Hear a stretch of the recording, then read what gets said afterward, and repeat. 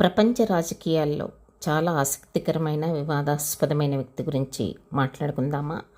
ఆమె పేరు క్యాథరిన్ షెక్డామ్. ఒక ఇంగ్లాండ్ మహిళ, కానీ ముస్లింగా మారి మిడిల్ ఈస్ట్ పాలిటిక్స్లోకి దూసుకెళ్లిన శక్తివంతమైన పాత్రధారి. ఆమె జర్నలిస్టుగా, రాజకీయ విశ్లేషకురాలిగా, ఇస్లామిక్ భావజాలాన్ని ప్రచారం చేసే రచయిత్రిగా ప్రఖ్యాతి పొందింది. కానీ ఆ తర్వాత ఆమె స్వయంగా ప్రకటించిన నిజం, నేను ఇజ్రాయెల్ గూఢచారి అన్న వాక్యం ప్రపంచాన్ని సంచలనంలోకి పెట్టిందని చెప్పవచ్చు. ఆమె ఆరంభ జీవితం.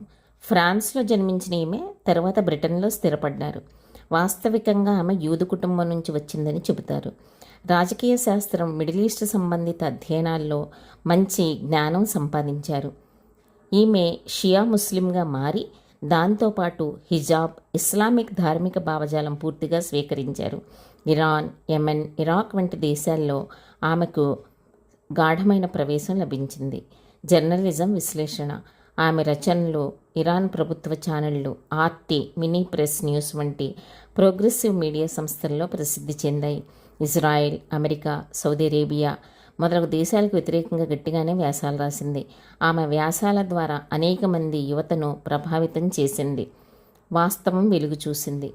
ఆత్మ పరిశీలన లేదా ఆపరేషన్ ఎండింగ్. 2021లో ఆమె ఒక వ్యాసం రాసింది. I was a spy for Israel. తాను ఇస్లామిక్ సమాజంలో ప్రవేశించి మతాన్ని తాకట్టు పెట్టి పొలిటికల్ ఇంటెలిజెన్స్ సేకరించినట్లు స్వయంగా తెలిపింది.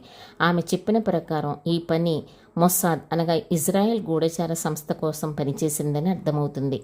ఆమె ఇరాన్లో ఉన్న చాలా హై ప్రొఫైల్ వ్యక్తుల దగ్గరికి చేరి విలువైన సమాచారం సేకరించినట్లు తెలుస్తుంది.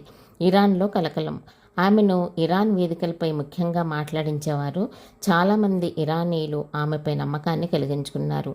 అయితే ఈ నిజం వెలుగులోకి వచ్చిన తర్వాత ఆమెపై విచారణలు, దేశద్రోహ ఆరోపణలు వచ్చాయి. ఆమె సాధించిన విజయాలు, విమర్శలు. ఆమె ఏం సాధించారు? ఆమె ఒక విదేశీ మహిళగా మిడిల్ ఈస్ట్ రాజకీయాల్లో నడిచిన బలమైన మార్గం. ఆమె రచనలు ఎంతో ప్రాచుర్యం పొందాయి. భారీ ముస్లిం ప్లాట్ఫామ్స్లో ఆమె గొప్ప వేదికగా అనేక విషయాల గురించి మాట్లాడారు.